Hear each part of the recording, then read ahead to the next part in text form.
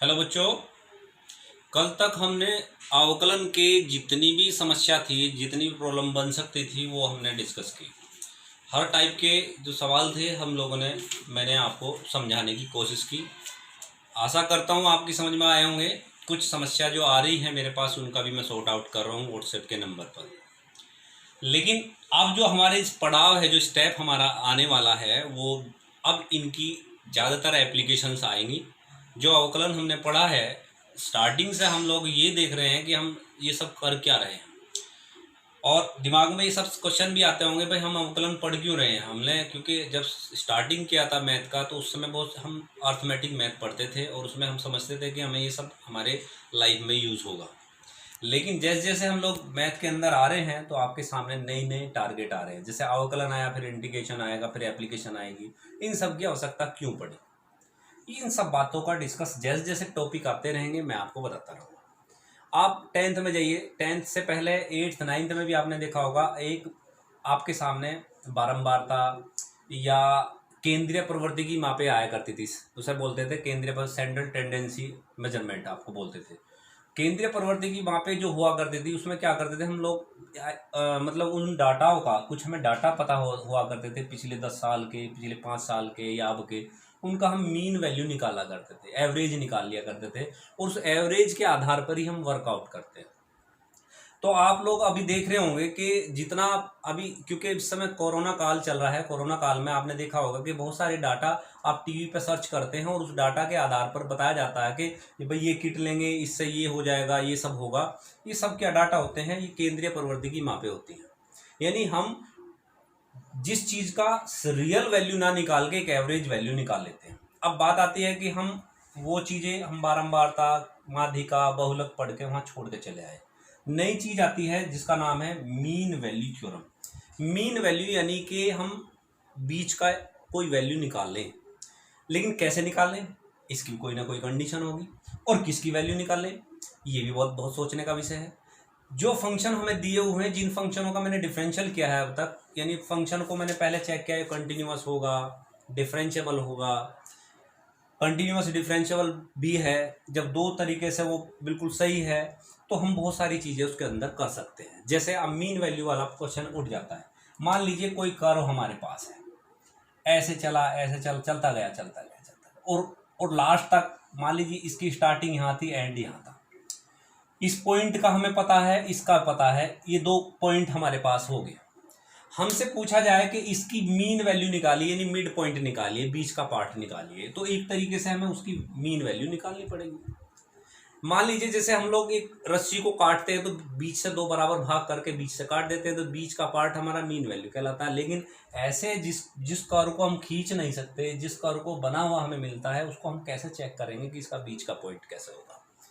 तो इन बीच के पॉइंटों को ज्ञात करने के लिए दो गणितज्ञ आए हैं, एक रोले और एक लैग्रांजे। इन्होंने कंडीशनली कुछ बातें आपके सामने रखी है कि अगर ये कंडीशन है तो हम उनकी मीन वैल्यू निकाल सकते हैं, अगर कंडीशन नहीं है तो हम उनकी मीन वैल्यू नहीं निकाल सकते।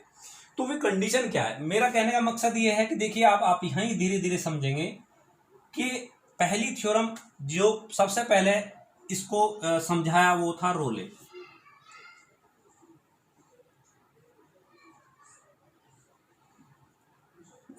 रोले नाम के गणितज्ञ हुए हैं जिन्होंने सबसे पहले इसको समझाया।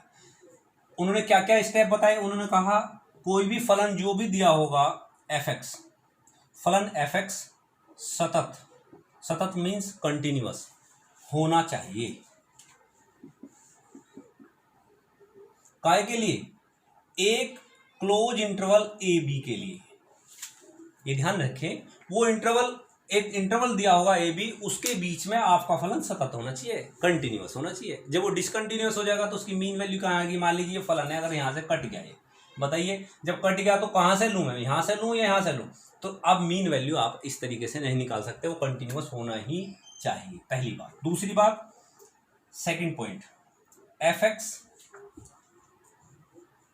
अवकलनीय होना चाहिए एक ओपन इंटरवल ए बी के लिए।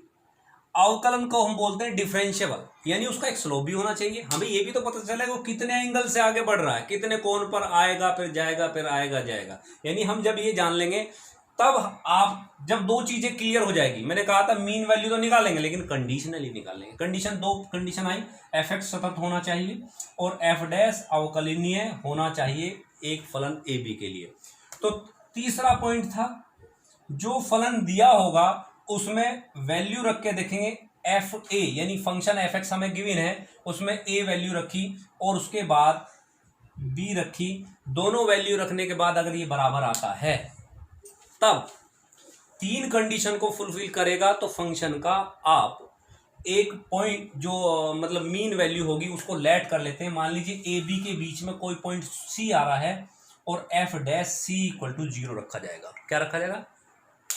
F dash. जो भी फलन आपके पास होगा उसका डिफरेंशियल करेंगे और वो जो सी होगा, जहां सी क्या है मैं ये भी लिख देता हूं, जहां C belongs to A B, C interval A B का बीच का पार्ट है और सी ही हमें निकालना, वही सी पॉइंट होगा जिसे हम मीन वैल्यू कहते हैं। मीन वैल्यू का मतलब बीच की वैल्यू, मध्य वैल्यू हमें निकालनी होती है।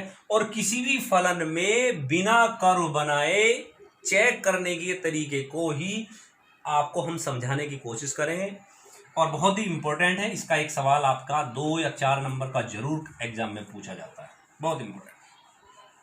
तो आप इस पे एक सवाल ले लेते हैं और समझाएंगे इसे किस तरीके से आप लोग हल करेंगे। मान लीजिए आपके सामने क्वेश्चन दे दिया उन्होंने, फलन f x is equal to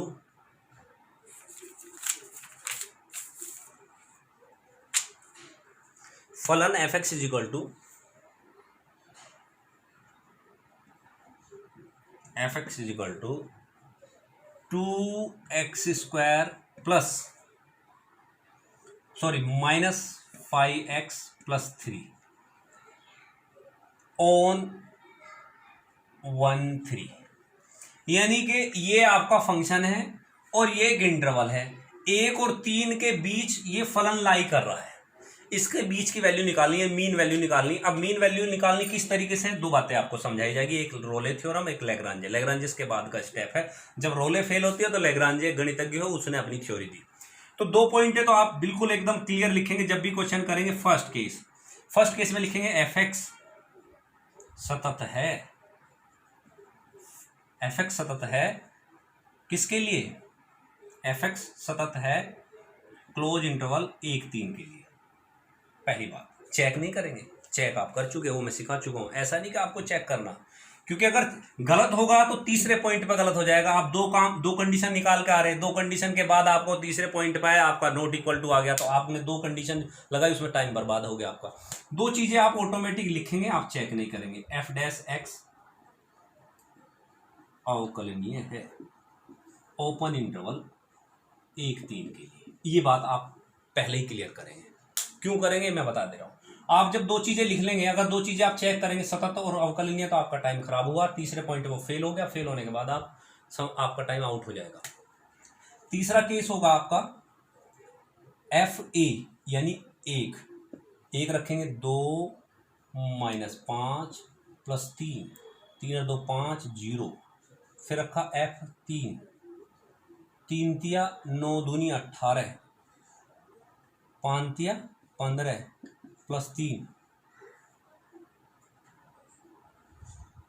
नहीं हो रहा ना, देखो पहले 2x² माइनस, नहीं हो रहा, 3 तिया 9 दूनी 18, 3 तिया 9 दूनी 18, तो आपका 18 3 21 माइनस 15 बराबर 6, यानी कि F1 not equal to F3, ये आपका इक्वल नहीं है। ऐसे केस में आपकी रोले थ्योरम नहीं लगेगी, और रोले थ्योरम नहीं लगेगी तो मीन वैल्यू भी नहीं निकलेगी। इसके लिए लैग्रांजे थ्योरम आ जाती है, और लैग्रांजे अभी मैंने नहीं बताई है।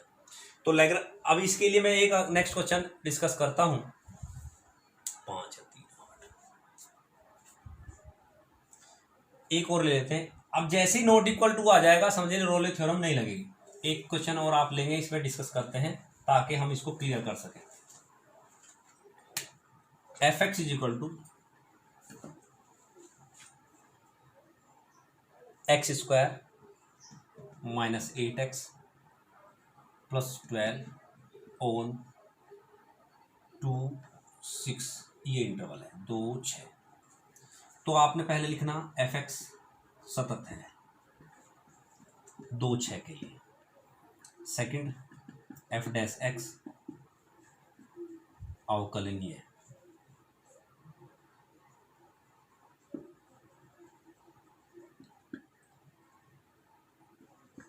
है 2 6 के लिए। अब तीसरा केस होता है f2 2 2 दूनी 4 8 दूनी 16 प्लस 12 बराबर 0 और f6 6 छंग 36 माइनस 8 छंग 48 प्लस 12 0। आपने देखा कि दोनों बराबर आए यानी f2 इक्वल टू f6। जैसे ये इक्वल आ जाते हैं तो तीनों केस हमारे फुलफिल हो जाते हैं। पहले केस आपने देखा वो क्लियर नहीं हो रहा था, जब क्लियर नहीं हो रहा था तो हमने आगे बढ़े भी नहीं से, और वो हो सकता है उसे करेंगे जब हम आगे की थ्योरम बताएंगे। तो जैसे ये इक्वल आ जाएगा तो रोले थ्योरम अप्लाई की जा सकती है। तो इसमें आप इसका डिफरेंशियल करेंगे एफ डैश एक्स, हाँ 2x माइनस 8 ये आपका आ जाता है। तो जैसे एफ डैश निकालेंगे तो F dash C equal to 0, ये रोले थ्योरम की कंडीशन है। जब ये इक्वल होता है तो एफ डैश 0 के इक्वल हो जाता है, यानी कि कहेंगे 2c माइनस 8 बराबर 0, और आप लिखेंगे यहाँ 2c माइनस 8 बराबर 0, c बराबर 4। तो आप चेक करेंगे c की वैल्यू जो है बिलोंग्स टू 2 6 के बीच में है, 2 और 6 के बीच में 4 आता है, तो यही वैल्यू आपकी मीन वैल्यू होगी, यानी बीच की वैल्यू होगी जो इस फलन को 20 से डिवाइड करेगी। ये पॉइंट जो होगा आपका मीन वैल्यू कहलाएगी। इस तरीके से रोले थ्योरम से हम लोग इसको क्लियर करते हैं। बहुत सारे क्वेश्चन इसमें आएंगे, ट्रिग्नोमेट्री के, लॉगरिथम के, बहुत सारे क्वेश्चन मैं इसमें डिस्कस करूँगा। आज मैंने एक थ्योरम बताई है आपको, और आशा करता हूँ बहुत अच्छे से समझ में आई होगी, और आप इस पर क्वेश्चन डिस्कस करेंगे। जो भी आपके और प्रश्न बनते हैं वो भी मैं डिस्कस करूँगा। कल फिर मैं इसके बहुत सारे क्वेश्चन लेके चलूंगा और इसे फेल करके लैग्रांज थ्योरम आपको कल बताऊंगा कि क्यों अप्लाई की गई, और सभी फंक्शनों में ये अप्लाई नहीं हो सकती। इसमें इसकी भी एक पर्टिकुलर कंडीशन है, उन कंडीशनों के आधार पर ही हम किसी भी फलन की मीन वैल्यू निकालते हैं बिना कर्व बनाए। Thank you very much.